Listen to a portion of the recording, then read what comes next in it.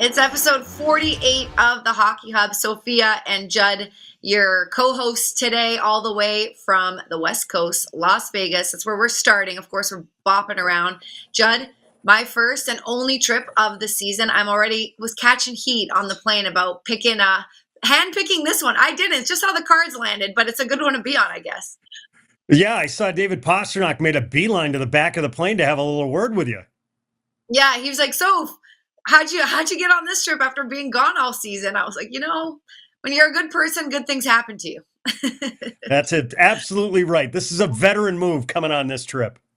No, totally. The weather's been great. It's not always great, though. I've done this trip before. Not always great. But more importantly, obviously, very important trip for the Boston Bruins. We can joke about our shenanigans in Vegas, but for them, obviously, a very, very important trip for them, this West Coast road trip. So we're going to get into that. But first and foremost, sorry for missing you last night.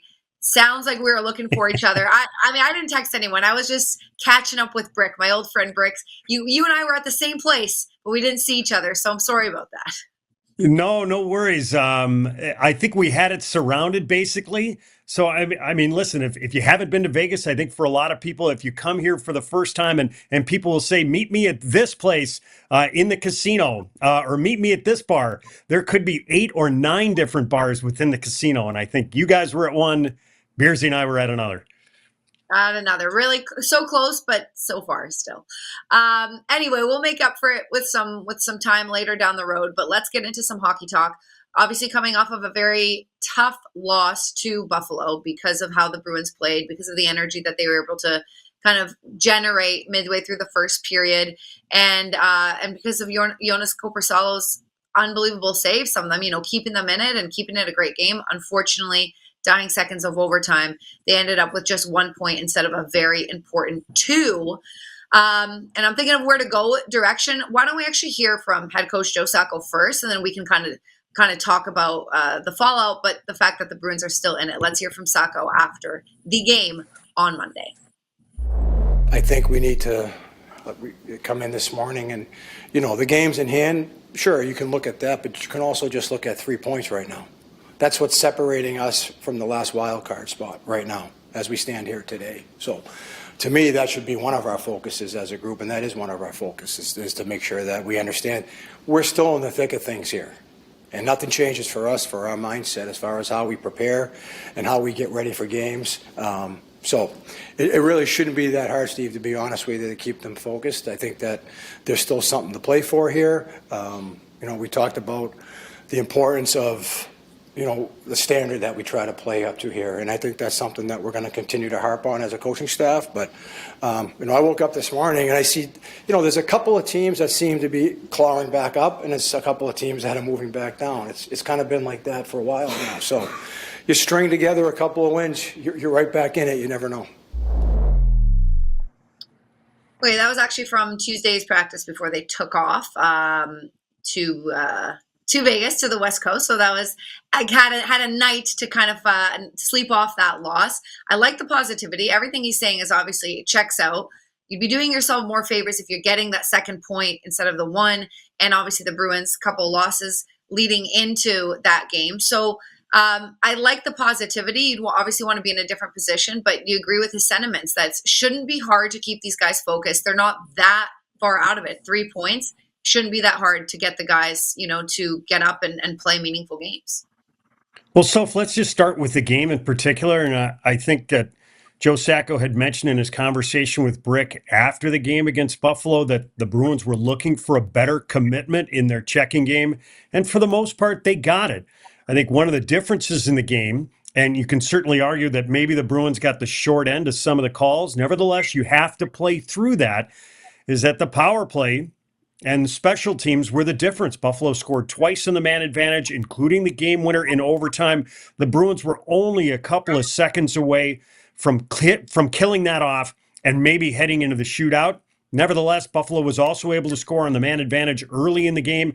The Bruins were able to rally with a couple of goals. They had a 2-1 lead during the course of the game. But that was a good sign. I think you wanted to see a much better effort from your group overall, both with and without the puck. And I think for the most part that they got that. And if you move into the standings, I think the other thing that Joe touches on is absolutely right. That because the teams are so tightly bunched up, and I think as we go into this conversation, the odds are stacked against the Bruins because of the teams that they have to pass, the amount of games that they've played, and the other teams have games in hand. That if all of a sudden you get hot, you can find yourself either in a wild card spot or on the verge of a wild card spot. And I take as Exhibit A the Montreal Canadiens, 7-1-2. And as we talk today, they occupy the last wild card spot in the Eastern Conference. I don't think anybody saw them coming. No, you're so right about that. And that's my favorite part about hockey. Obviously, in the last few years that I've been with the team, that was never a worry for the Boston Bruins. So it's not fun to be in it necessarily, but it's the fun part of the game to see how things can shift. And that's what you have to, remember. It's not just game to game, obviously, with points, and you can't control what other teams do. But within your own game, what you can control, momentum can shift so quickly, and you really just can't count yourself out until it's official. And I just hope that everyone kind of has that same attitude and is maybe looking at the Montreal Canadiens and being like, look how far back. No one ever thought this, and here they are now. So this can if it can happen to them, it can happen to us, and we're in control of that. And that's kind of what you have to remember, is that you're, as a player, you're not in control of the other teams, but you're so in control of what you can do on the ice. I wasn't going to go here, but you mentioned the power play. You mentioned the special teams, PK and PP, and this might be a question for some of the new guys on the team that maybe I'll ask on the trip, but it's so important when those things are clicking. Every team has kind of different plays, different system. How hard do you think it is? Like, have you had a chance to talk to the coaching staff or guys? Like, how hard is it to get things going and to be clicking in special teams when you're new and you've only had a couple weeks and a couple practices under your belt? Well, let's take the power play, I think, in particular, Soph. And the power play has been a topic of conversation around this team since the start of the season. And yeah, there's been maybe a few times where you've started to see it pick up, but they've had all sorts of issues with the man advantage all season, for the penalty kill too. Just in the big picture, I think, if you're a playoff team, you can win a Stanley Cup without a really good power play. I think the Bruins have illustrated that. There have been other teams that have illustrated that. But you have a hard time winning a Stanley Cup if your penalty kill is in disorder. And the Bruins penalty kills had a hard time gaining some traction all season long. Part of that, maybe it's some of the newcomers that they had at the start of the season, and maybe you can make that argument now. Nevertheless, the guys that are thrown onto the ice in those situations, they've all killed penalties in the past, but they've had a hard time working as a four-man unit effectively, whether that's being in the right lanes, challenging the right shots. The issue against Buffalo the other night, and I think Brick had mentioned it was too easy, that Peyton Krebs was wide open because the Bruins left the bumper completely available in the middle of the ice. That's exactly where teams want to try and go. At other times, it's been failed clears. You also need your goaltenders to come up with big stops. And I'm talking big picture because Jonas Korpisalo was excellent the other night. But I think you have a lot of different issues at play, certainly with the penalty killing unit and the power play, which has been a season-long issue for the team. Yeah, totally. And, when you had the 5-on-3, they didn't capitalize on that. But when you have a one or two man advantage and you don't capitalize, like, it just, if you're not careful and if the whole team isn't on the same page, it can drain the life out of you too momentarily. And another team can jump on you in those moments, or just boost the other team. Like, we've seen the Bruins PK, which was so good in previous years, do that to other teams, deflate them because they just can't get it going with the man advantage because their PK is so good. So not only are we talking like technicalities, but what that does, especially if you're getting your calls and you're not taking advantage of them, you're just like, it can really deflate you. So, like you said, struggles all year long. And I'll definitely kind of ask some of the new guys about what that's like, adjusting to a new team and how to figure out the chemistry and getting the clears, like you said, as fast as possible. Jumping to, we were just chatting off camera, and you made a good point to maybe viewers might not know this, but we had a couple players called on an emergency basis that are on the trip now here on the West Coast. But what does that mean, emergency basis? How can they slot into the lineup when they're called on the emergency basis? So the way that works is they can only slot into the lineup if the Bruins have an injury and therefore would be depleted and couldn't have the necessary number of skaters in the lineup. So at that point, we would have an opportunity to see either Fabian Lysell and or Mike Callahan. So that's what we wait to see. So both those guys are here on the trip. The Bruins, you absolutely, heading, this far west and playing a 5-game road trip, it's not always easy to get guys, even though, listen, Boston is a direct hub and it's easy to get to Las Vegas and some of these other cities we're going to go, but you can't always count on the fact that everything is going to run on time and the weather is going to be right, et cetera.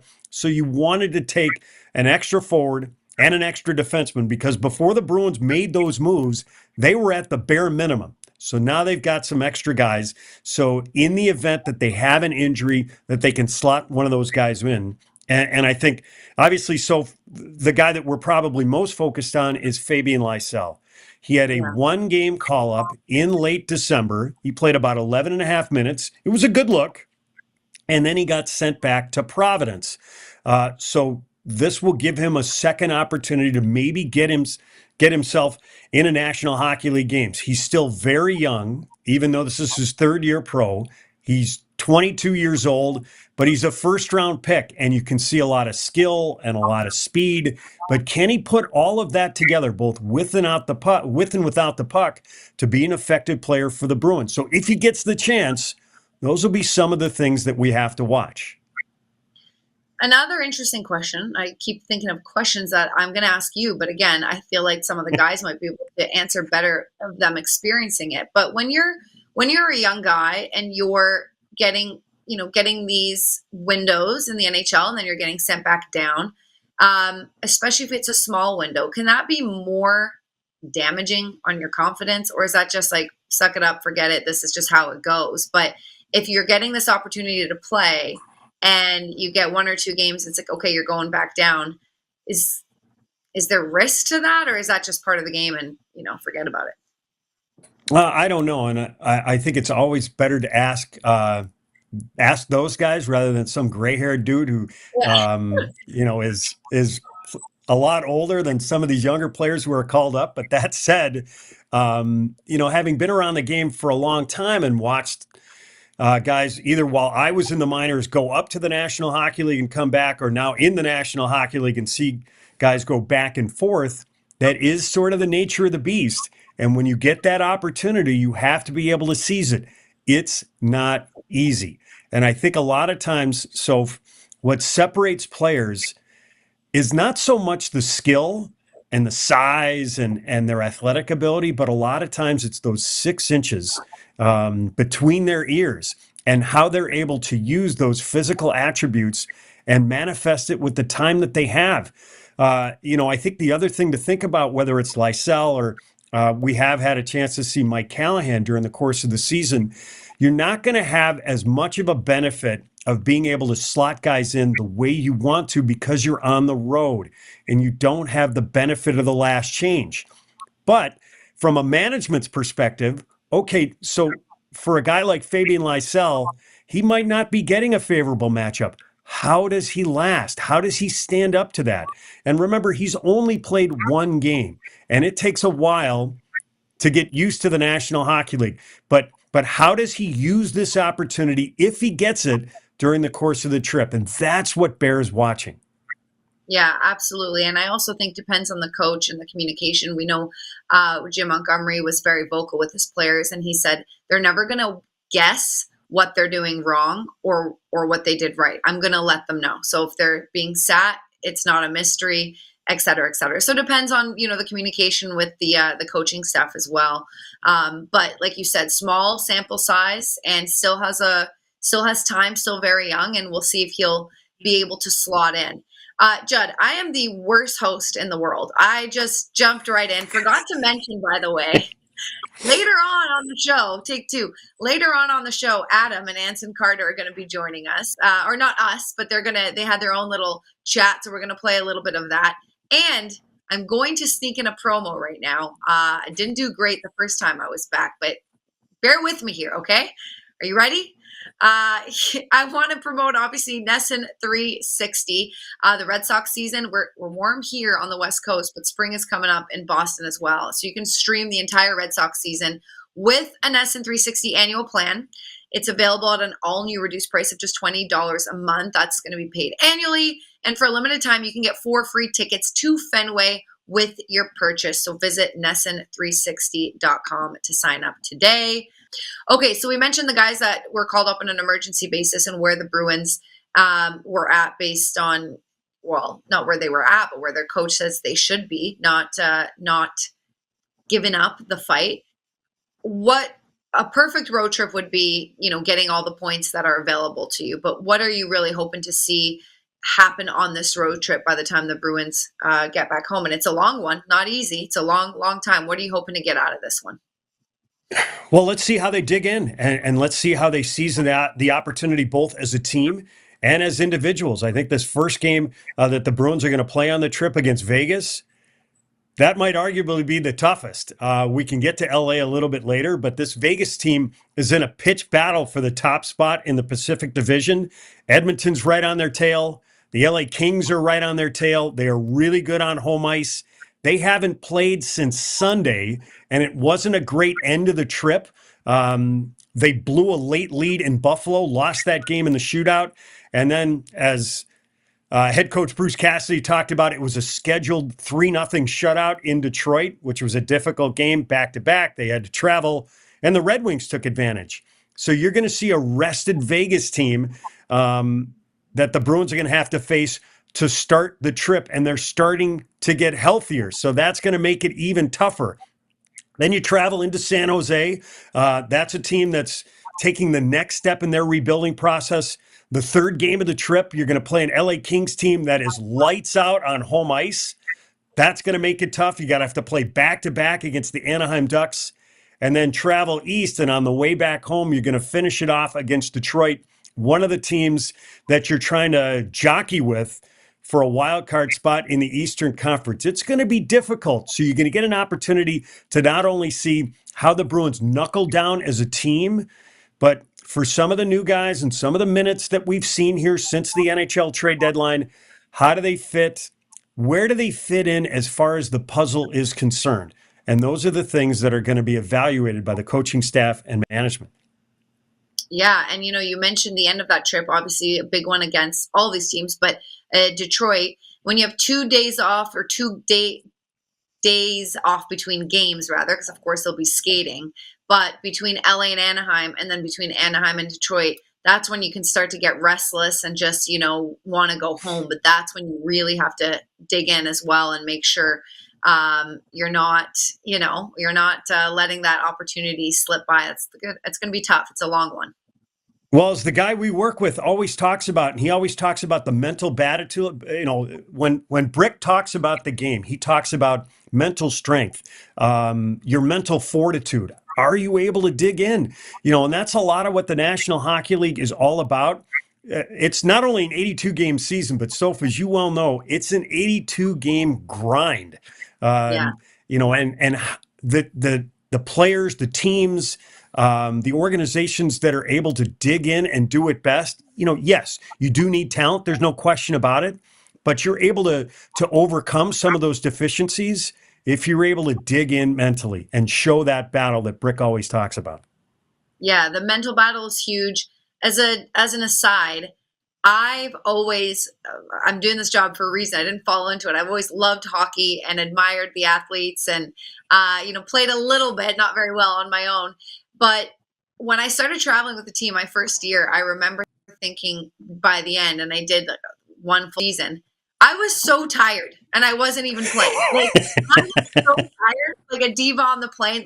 I got my sleep. I wanted massages and I wasn't even, I didn't get any, but I was like, my feet hurt. My calves are sore. I'm dehydrated. This is hard. And then I'm seeing these guys, walk on some of them limping. There's ice packs on their shoulders, whatever. And yeah, like even throwing your body around, even throwing a check, like if people haven't played, I don't think they realize how much energy that requires and every little muscle in your body. And then to go up and down and do it again, it really becomes a grind. And then you're doing it just to do it times 10 in the postseason, just to give it even more in the postseason. So the grind is real, but the Bruins definitely have so much to play for, and every single point, even that 1 point that sucked, I wanted 2, but even the 1 point, you got to be like, okay, we have it. Let's build off of this and continue forward. Yes. So we all had a chance to sit down with the general manager, Don Sweeney, to sort of get a feel for the trade deadline and where he wants to go, et cetera. And I think it's safe to say that he would like to get back in playoff contention, be back into the playoffs as soon as possible. So if that's the case, then the Bruins, they have to nail the evaluation here at the end of the season. Obviously, you want the team to pick up as many points as possible. But based on what the coaching staff and management is able to see here in these last 4 weeks of the season will really dictate a lot of what we're going to see during the summer and how they add so the Bruins are in a better spot once next season begins.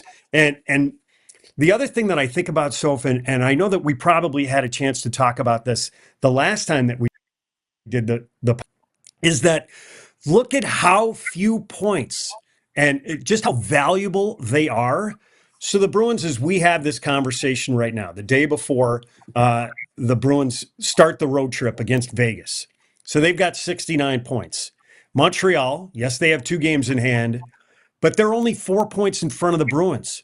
How many games can you think of during the season, and the Bruins have played 69 to this point, where you think to yourself, if we could have gotten an extra one there, we could have gotten an extra one there. All you got to do is think of 4 games, and that would put the Bruins in a playoff spot.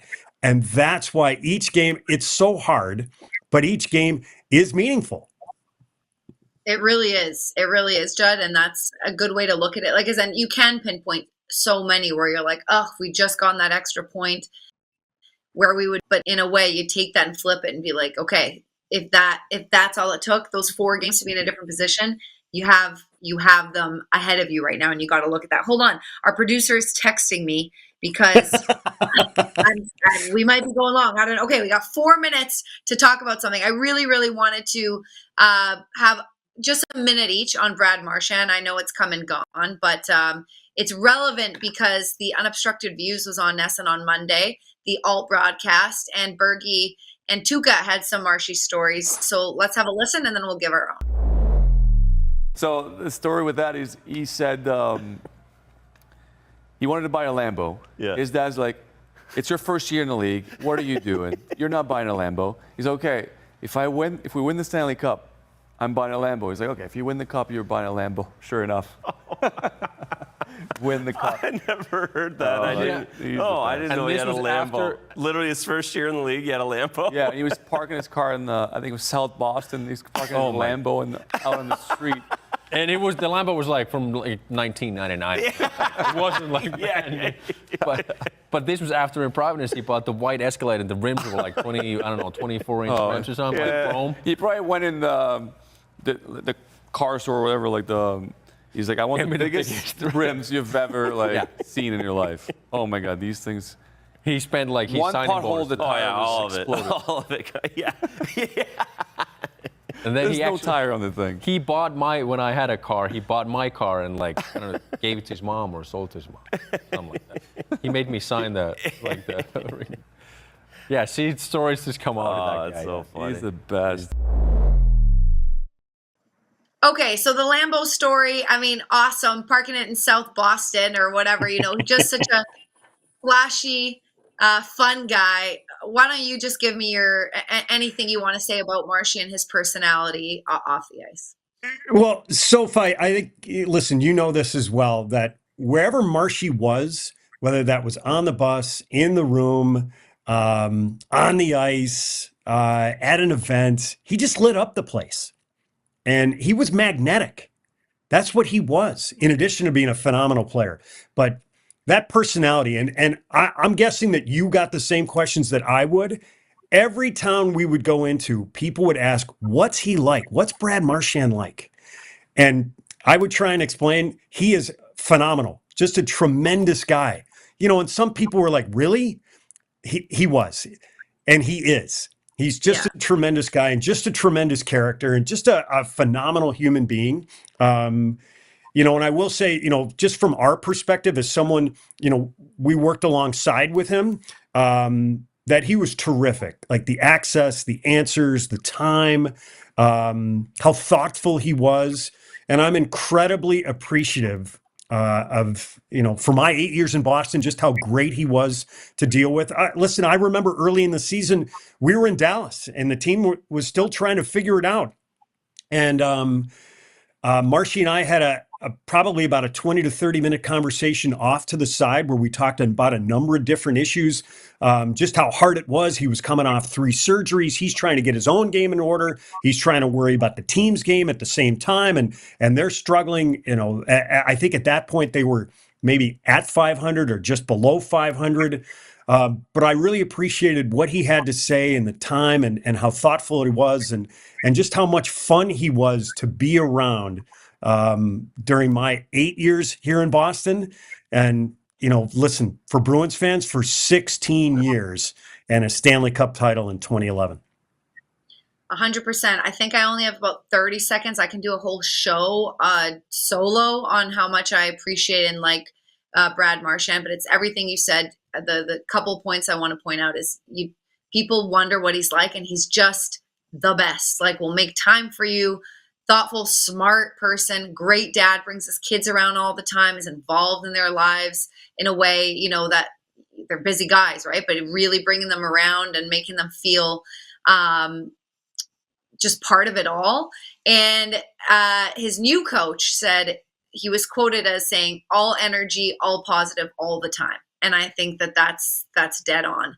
I could go on and Brad's probably never going to listen to this, but I think he's the best, and I wish him all the best. Okay, we're going to throw it to Adam Pellerin and Anson Carter shortly, but first, get this, I have another promo, Judd, to read, and then we're going to hear from them.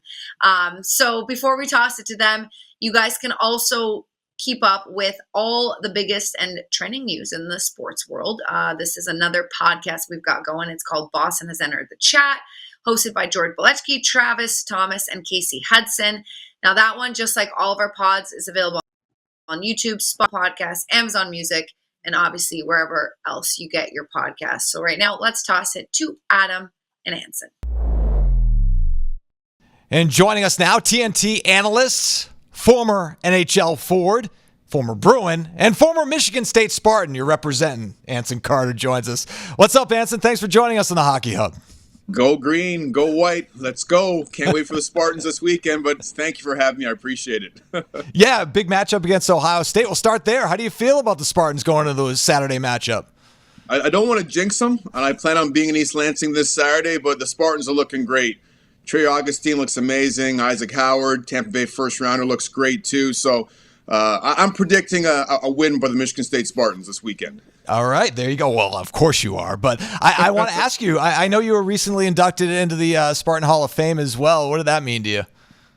It was special. It's not something that I really expected to have happen. I always say to people that 4 years at Michigan State were the best 4 years of my life, hands down. I got to be careful when I say that because my wife and kids were like, wait, hold on a second. That was before we came around. So what exactly are you talking about?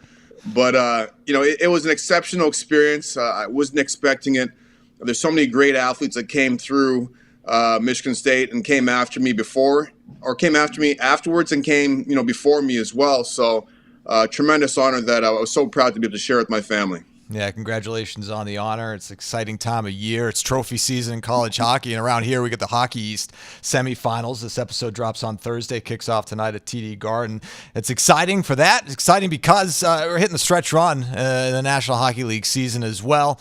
The trade deadline has come and gone. Obviously, a lot of big moves across the league, Anson, but no bigger moves as far as we're concerned than the ones that happened here in Boston. Of course, Charlie Coyle, Brandon Carlo, Trent Frederick, Justin Brazeau. so, but the big one, Brad Marchand traded to the Florida Panthers. When that deal went down, what was your reaction? No, I was shocked, but I wasn't really shocked. Marshy's not a spring chicken anymore, and I think we understand it's a business.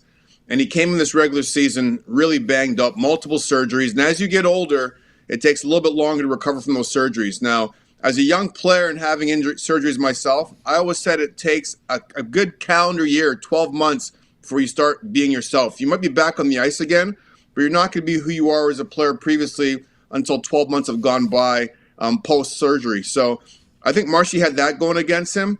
And I was a little bit surprised, though, because he was the heartbeat of that Boston Bruins team, and he took less money the last time his deal was up. But I get it. It's a business, and it's a cold business. I think Patriots fans have learned that with the way Belichick ran that business for a while. Players, leaving, even though they still had some gas left in the tank.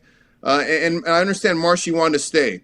And listen, he didn't play for free. He was definitely paid very well there while he played in Boston, and he'll definitely be up in those rafters when it's all said and done when he retires, because he gave his heart and soul and his blood to that organization. But I totally get it from both sides' perspective. Were you surprised at the return? It's a second-round pick. I know it's conditional based on the Panthers' success in the postseason, got to win a couple rounds, and Marchand has to play like 50% of the games in order for that to turn into a first-round pick. But even with the injury, are you surprised at the return? I'm not, because he could have picked wherever he wanted to go. So it isn't like Donnie Sweeney could have shopped him to all 31 other teams and said, give me your best offer. It was really up to Marshy to decide where he wanted to go. And, I tip my hat to Sweeney's too. I think he understood what Marshy meant to the organization, and he did him well. He didn't do him dirty. He didn't send him to San Jose, even though Marshy could have vetoed that deal. He put him in a position to go ahead and win another Stanley Cup. So that was an honorable thing to do, which a lot of times GMs don't really do those kind of things. A lot of GMs say, see you later, and you're like a piece of meat. So I give Sweeney a lot of credit, because Marshy, if he wasn't going to re-sign in Boston, he wanted to be given the opportunity to go chase another Stanley Cup, and certainly the Florida Panthers will get that opportunity this spring. When you were a member of the Bruins, there was another captain that was traded while you were part of the team, and I know you were going through an injury at the time, but Ray Bourque traded to the Colorado Avalanche. Take us back in terms of leading up to the deadline, what you can remember about, the idea even of Ray Bourque being traded out of Boston. Well, we knew in the room internally, and there was a lot of talk, even externally too, about Bubba wanting to go and chase a cup. He deserved it. He had an illustrious career. He meant so much to the city. He did so much over the time that he was there in the city of Boston that he deserved, and he earned that opportunity to go win another Stanley Cup. And when I arrived there in Boston, I believe it was 96, 97, the team was rebuilding. So they were definitely, several years away. I don't think they were planning on winning a cup by the time he was still playing. So we actually thought he got traded to Philadelphia. Right. That year, Philly had a chance to win a Stanley Cup. They had the Legion of Doom, Eric Lindros, John LeClaire, Mikael Renberg, sorry. So we thought that's where he was going. So when he went to the Avs, we were shocked that he went to the Avs. But for us, we were happy for him in a sense that he had a chance to go and finally win a Stanley Cup, or get the chance to win a Stanley Cup, because nothing is written in stone. Only guarantees we have are death and taxes, as you know. But as a young player in that room, we were excited because now we had a chance to have our voice being heard too. It's not like Bubba suppressed our voices, but when you have such a presence like that in your locker room, you tend to take a step back and let him lead. And then once he left, that gave us a chance to exhale as young players and have our voices be heard also. Yeah, it's hard to believe we just celebrated, well, not around here celebrating, I don't think that's the right word, but it was a quarter century ago that Ray Bourque was traded to the Avs. Of course, didn't win the cup when he got traded immediately, but the following year he was able to do that and go out on top, and then celebrating with the cup in Boston, which is still sort of strange, but nonetheless, he was able to do that, and you feel happy for him. In terms of Brad Marchand, he's still got some left in the tank. Obviously hoping to help the Panthers for a playoff run. Unless they work out some sort of extension, he's going to become an unrestricted free agent at season's end. Do you envision a return to Boston? I certainly, from listening to what he had to say on all of his pressers, I think that door is still open, but it's really to come down to what Brad Marchand wants. Does he want a 2-year deal? Does he want a 3-year deal? And is he willing to come off his number? Now he gets the chance to see life on the other side of the fence. Sometimes the grass is greener, sometimes it isn't greener. So I think Marshy will be the person that will determine whether he comes back to black and gold. I never saw him playing in any other sweater than the Boston Bruins, but you just never know. But I definitely, from listening to him, and I've heard a lot of press conferences over the course of my time playing the National Hockey League and now covering the game, that you could tell when the guy closes that door, or you could tell when that door hasn't been closed yet. And it takes two to tangle.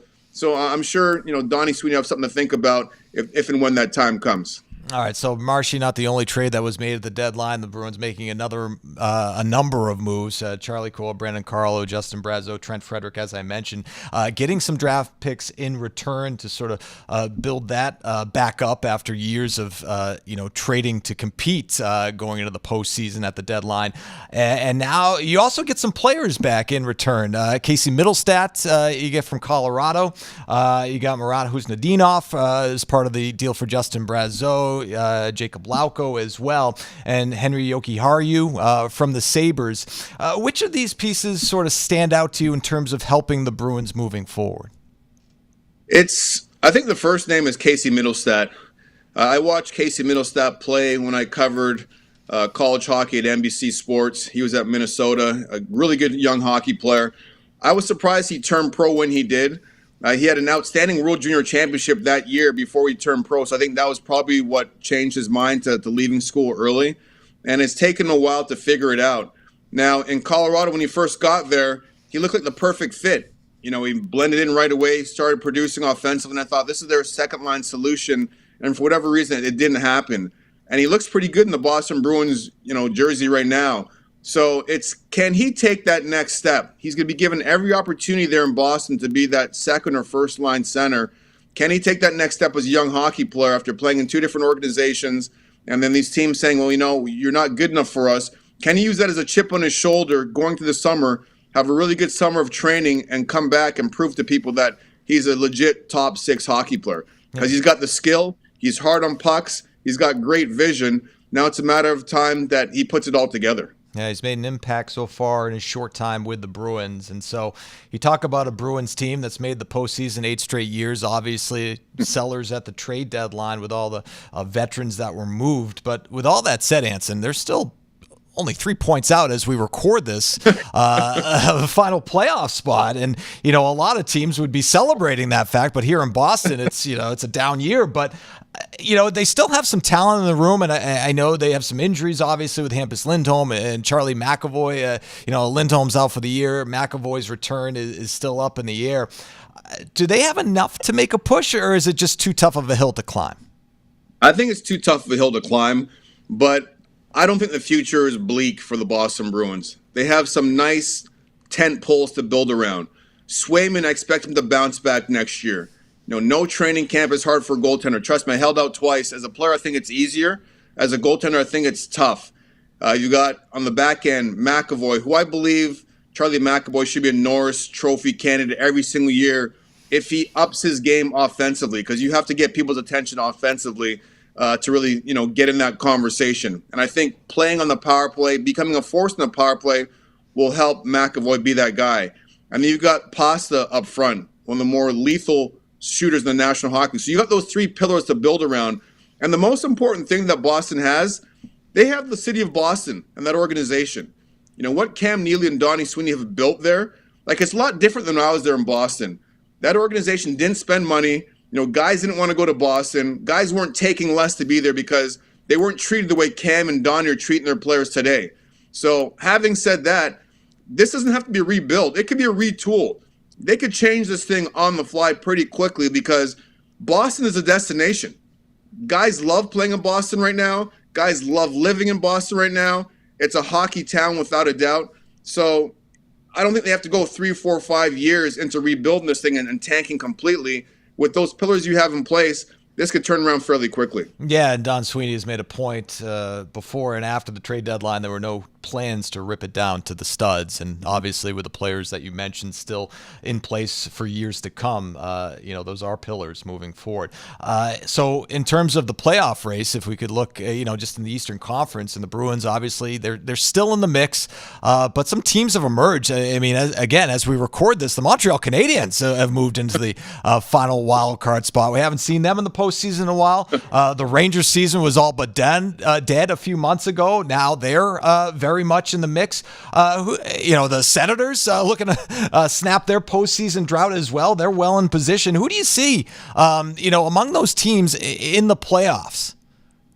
It's so hard because every single day it changes. Right. At night I'm watching 3 or 4 games, and you think a team is going to be on a run, then all of a sudden they get in a cold streak, and they're in the wild card position or the outside looking in, or teams challenging like Ottawa, trying to catch those second and third place guys in the Atlantic Division like Tampa Bay and Toronto. It changes so much all the time. I've been so impressed with what Jeff Gorton has done. Boston Bruins should be familiar with Gortz when he was in Boston, helped build those Stanley Cup teams there in Boston, in Montreal with Ken Hughes.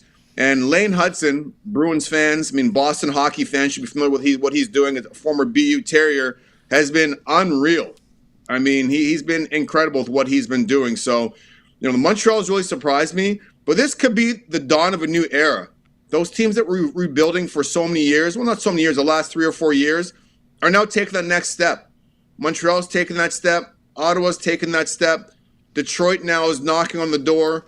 So those points that you thought were going to be gimmies and givens by playing those teams and just money in the bank, those are no longer guarantees anymore. You've got to work and scratch and claw to try to get those points. And I didn't even mention Columbus. Yeah. Columbus in the last week or so, Columbus was in the mix too, and that's a great story. Another BC alum, Johnny Gaudreau, great story there. Everyone rallying around the passing of Johnny. Tragic story, about him passing, but great story about everyone coming together and really embracing his family and what Johnny hockey meant to the game of hockey, not just there in Boston or in Calgary or Columbus where he played, but everywhere around the world. He was so wildly embraced. So all those teams that were doormats for years have now taken that next step. So that's what makes it for me as a hockey fan now. Yes, I get paid. I'm an analyst. That's what we do. We talk about it. But deep down, I'm a fan at heart. So grab your popcorn because this thing is going to be settled until the end of the regular season.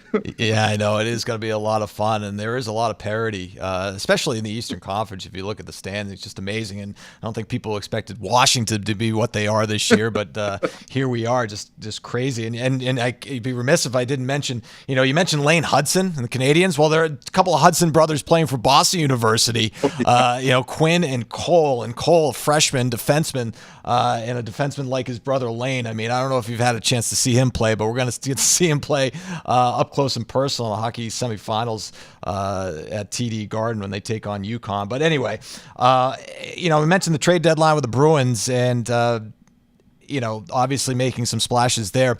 When you look across the league, Anson, what teams stand out to you in terms of making big splashes? I'm sure that Dallas, first and foremost comes to mind with Mikko Rantanen. Yeah, I would say Dallas for sure is up there because Mikko, not just for the regular season, for the postseason, he'll be a great addition to them. I think Colorado right now, today as it stands, is the best team in the National Hockey League just because they're healthy. The Dallas Stars are missing Miro Heiskanen, which is a big piece. If he gets back, then we'll have a different conversation. And same thing with Vegas, too, with Shea Theodore not being in there and William Karlsson not being in there. That's why I had them a little bit further down. But when you look at the Avalanche, I'm not a big fan of teams making a complete overhaul at the trade deadline. But this reminds me of the New York Rangers in 1994, all the big trades they made leading up to that Stanley Cup run. They needed a second-line center. And for the last 3 months, I've been pumping Brock Nelson's tires. And he's such an underrated hockey player. You can almost pencil in 30 goals for him. He's got size. He has length. He's defensively responsible. He's a great fit there. And he's fit in great with Nichushkin, who is a monster. And that's the one piece they didn't have last year because remember he had that issue off the ice in that second round. So having the choo-choo train back is a massive addition. Then you've got Lindgren in the back end. You've got Johnson in the back end. You've got all that grit. And then Boston Bruins fans, Charlie Coyle. Charlie Coyle's not a top-line center or second-line center. I think he was kind of put in that position in Boston because they didn't have the other pieces around him.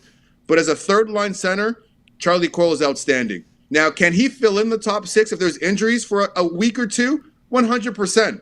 But I don't think on a Stanley Cup winning team, Charlie Coyle is a first or second line center. And that's no knock against Charlie Coyle. It's just a reality.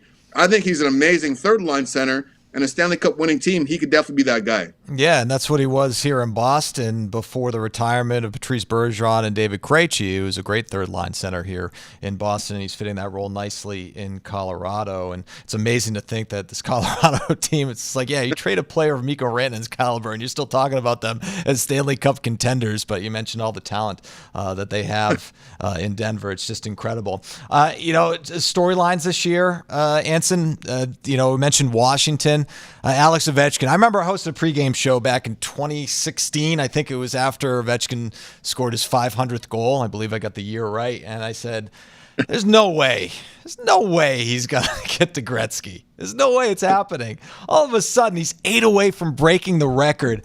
When did you think he had a realistic shot of actually catching the gray one?